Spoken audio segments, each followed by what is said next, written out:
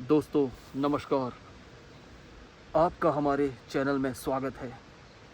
हमारे चैनल का नाम है मिस्टर शून्य। दोस्तों, इस भाग दौड़ भरी दुनिया में सभी परेशान हैं, सभी के कुछ ना कुछ सवाल है। मैं आपको ऐसे व्यक्ति से मिलवाने जा रहा हूं जो आज हमारे बीच मौजूद हैं, जिनका नाम है मिस्टर शून्य। तो मिस्टर शून्य, मैं ये जानना चाहूँगा कि आपने ये चैनल का निर्माण क्यों किया। देखिए, ये चैनल बनाने का मेरा उद्देश्य, जैसा कि आपने पहले ही इंट्रो में बता दिया है, कि हमें लोगों की समस्याओं के समाधान ढूंढने हैं, जिसके लिए मैंने ये चैनल स्टार्ट किया है। यहाँ आप मुझसे जनता से जुड़े हुए सभी तरह के प्रश्न पूछ सकते हैं जो उनके जीवन पर प्रत्यक्ष या अप्रत्यक्ष रूप से उनके जीवन को प्रभावित करते हैं। ऐसे सभी प्रश्नों के जवाब देने के लिए मैं बाध्य हूँ, और मेरा पूरा प्रयास होगा कि आने वाले समय में हम, जैसा आपने बताया, कि हम इसकी सीरीज़ और एपिसोड बनाते जाएंगे कंटिन्यू, जिसमें कमेंट पर भी यदि हमसे कोई क्वेश्चन पूछते हैं तो उनके जवाब हम कंटिन्यू इसी सीरीज़ में देते रहेंगे। जी, और सर, हमारे जो व्यूअर्स हैं उनने पूछा हुआ है, एक पहला सवाल है उनका कि संसार क्या है। संसार क्या है? देखिए, सुनने में तो यह शब्द सभी के लिए एकदम नॉर्मल है, क्योंकि सभी के मन में संसार की अपनी अपनी परिभाषा बनी हुई है।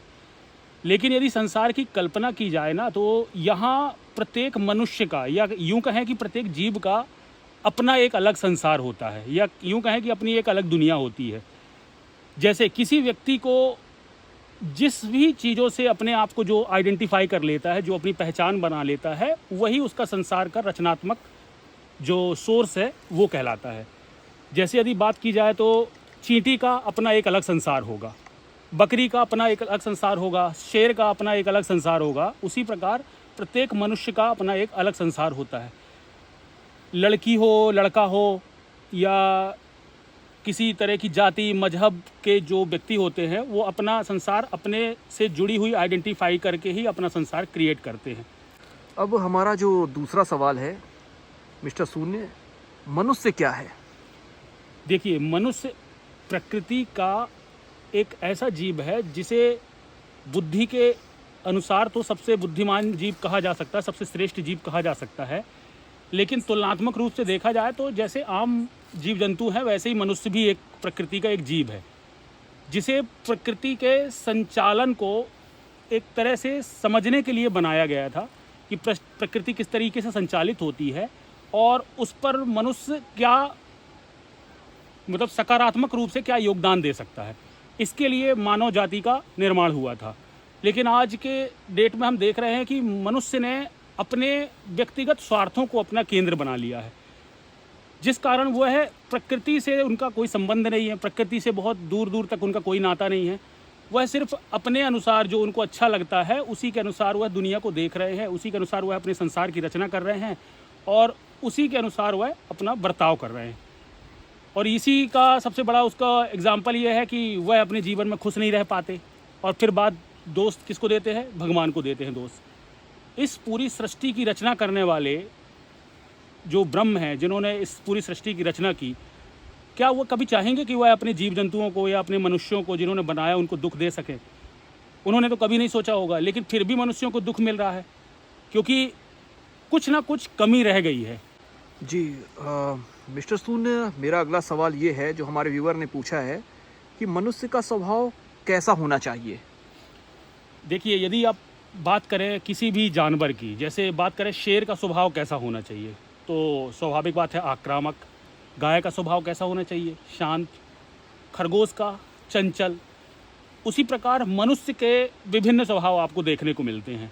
लेकिन यदि एक स्टैंडर्ड बनाया जाए, जिसको अपन कह सकते हैं मानक, मनुष्य का एक स्टैंडर्ड नेचर क्या हो सकता है, तो उसे कहते हैं शांति। आपने महसूस किया होगा कि हर व्यक्ति अपने किसी भी काम से, किसी भी विषय वस्तु से वो सिर्फ शांति ही प्राप्त करना चाहता है। जी जी।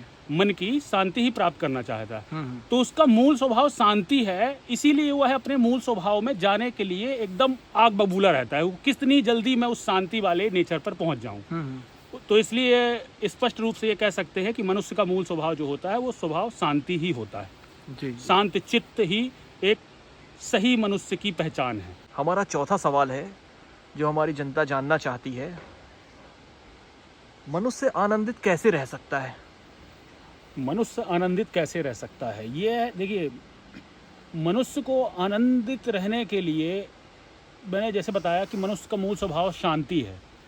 तो यदि मनुष्य अपनी शांति वाले स्वभाव को प्राप्त कर लेगा तो उसके आनंद की स्थिति को भी वह प्राप्त कर सकता है। आपने देखा होगा कि यदि मनुष्य के मन का खाना मिल जाता है उसे, तो उसे खाने के बाद वो थोड़ा देर के लिए शांत हो जाता है और उसको काफ़ी आनंद भी प्राप्त हो जाता है। लेकिन जैसे ही फिर से भूख लगती है, फिर से उसका वो आनंद टूट जाता है। हाँ, लेकिन यदि अपन बात करें उसके परमानेंट, यदि आप बोलें कि हमेशा वो आनंदित रह सके, 24 घंटे वह आनंद का अनुभव करता रहे, तो यह सिर्फ एक ही स्थिति में अनुभव हो सकता है, जब वह मुक्ति की परिभाषा समझता हो। यदि इंसान जिंदगी के सारे बंधनों से मुक्त है, तभी वही स्थिति उसको पूर्ण आनंद की ओर ले जा सकती है। इसके अतिरिक्त बाकी यदि आप सांसारिक चीज़ों से जुड़ करके, इनकी संसार के विषय वस्तुओं से जुड़ करके आनंद प्राप्त करना चाहते हैं, तो मुझे लगता है कि यह आपकी सबसे बड़ी भूल होगी। आपको ये समझना होगा कि संसार की चीज़ों को प्राप्त करने से आप आनंदित नहीं रह सकते, बल्कि इनसे किस तरीके से दूरियां बनाई जाए, या इनसे बिना संबंधित हुए या बिना लिप्त हुए इनसे कैसे संबंध स्थापित किया जाए, ये सीखना बहुत आवश्यक है किसी भी मनुष्य के लिए। जी मिस्टर शून्य, जो हमारा अगला सवाल है, धर्म। धर्म क्या है?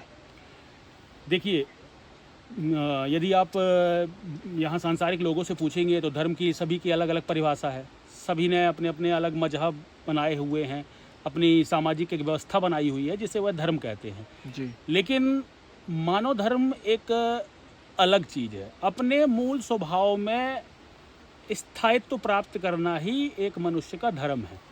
जैसे शेर का धर्म क्या है कि वह शिकार करके खाएगा, ये उसका धर्म है। गाय का धर्म क्या है? वह अपना घास खाती रहेगी और अपना जीवन वैसे यापन करेगी। उसी प्रकार मनुष्य का धर्म है कि मनुष्य अपने मूल स्वभाव में शांत चित्त होकर के अपना जीवन का यापन करेगा। तो मनुष्य का यदि सबसे पहला धर्म कहा जाए कि धर्म क्या है, तो मनुष्य का धर्म है कि उसको सत्य के साथ संबंध स्थापित करके ही जीवन जीना चाहिए। यही उसका धर्म है। अब आप पूछेंगे कि सत्य क्या है, तो सत्य केवल एक ही है, जिसे हम परम ब्रह्म कहते हैं, भगवान कहते हैं, या गॉड कहते हैं, ईश्वर कहते हैं। वही सत्य है। उसी के अनुसार हमें उन्हीं के आधारित अपने जीवन को करना पड़ेगा, तभी हम सत्य तक या अपने धर्म तक पहुंच पाएंगे। मिस्टर शून्य, मेरा जो अगला सवाल है, धर्म का पालन करना क्यों आवश्यक है? देखिए, यदि आप धर्म का पालन नहीं करते हैं, तो आपने सुना होगा ना, लोग कहते हैं कि जो अधार्मिक लोग होते हैं वह पाप करते हैं, उन्हें सज़ा मिलती है। जी। तो ये एक तरह से एक कहानियाँ हैं, ठीक है। ये आपको मतलब पौराणिक तरीके से आपको एक लेसन देने के लिए, शिक्षा देने के लिए आपको बनाई गई हैं। लेकिन मैं अगर बात करूं कि यदि आप अपने धर्म में स्थापित नहीं होते हैं और यदि आप मनुष्य के जो मूल स्वभाव है उसके विपरीत कोई कार्य करते हैं, तो उसका सीधा सीधा आपको ही नुकसान होता है। किसी भी मनुष्य को उसी का नुकसान होता है। सपोज कीजिए, यदि किसी व्यक्ति ने ये सोचा कि यार ये अपराध मैं कर लेता हूँ, यहाँ कोई देख नहीं रहा है मुझे, ठीक है, अकेले मैं ये अपराध कर लेता हूँ, यहाँ मुझे कोई देख नहीं रहा। तो आपने जिस समय पर वह अपराध किया, उसी समय पर आपका चित्त जो है, आपका मन जो है, वो आपको अपराधी की एक ग्लानि महसूस करवाना शुरू कर देगा। एक गिल्टी फील होने लगेगी आपके अंदर, और वही जो गिल्ट होता है ना, वह इंसान की आगे के मार्ग में बाधक बन जाता है। फिर आप कहीं भी अपने चित्त पे वो एक दाग आपका बैठा रहेगा। देखिए, इस संसार में वैसे यदि बात की जाए तो अच्छा या बुरा, गलत और सही तो वैसे कुछ नहीं होता। जो भी आपकी चेतना को ऊपर उठाने में सहायता प्रदान करे, वो सारी चीज़ें आपके लिए अच्छी हैं। जो भी आपकी चेतना को गिराने वाले कार्य करे, वो सारी चीज़ें बुरी हैं। धर्म का पालन यदि नहीं करेगा मनुष्य, तो वह अपने मूल स्वभाव को प्राप्त कर ही नहीं सकता। उसका जो मूल स्वभाव है शांत चित्त, शांत हृदय, आप इसीलिए तो देख रहे हैं कि लोग अपने धर्म का पालन नहीं कर रहे हैं प्रॉपर तरीके से। इसीलिए वह आप संसार में आप देख रहे हैं, विचलित मन है उनका, शांति नहीं है उनके, कोई ना कोई टेंशन उनके जीवन में लगा हुआ है।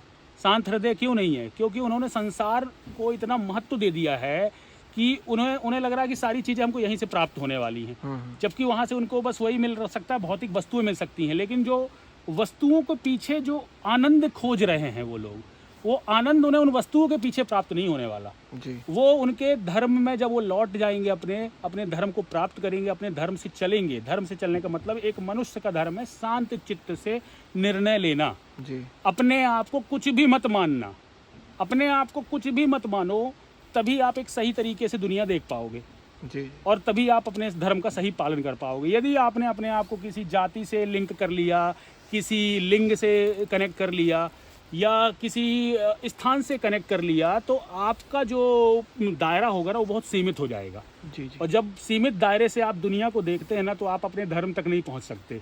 फिर आपका धर्म लोक धर्म बन जाता है। मतलब जो समाज ने आपका धर्म बताया ना, आप उसी धर्म को पालन करते रहेंगे, जिससे आप अपने मूल स्वभाव को कभी प्राप्त नहीं कर पाएंगे, जिसे शांति कहते हैं।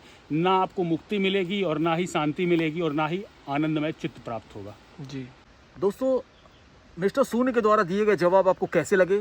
हमारे इस चैनल को लाइक करिए, सब्सक्राइब करिए और ज़्यादा से ज़्यादा दोस्तों तक ये ज़रूर शेयर करिए, क्योंकि ये चैनल इसलिए बनाया गया है ताकि आपके जीवन में शांति आ सके और आप सार्थक कार्य कर सकें और स्ट्रेस भरी दुनिया में अपने सारे सवालों के हल जान सकें।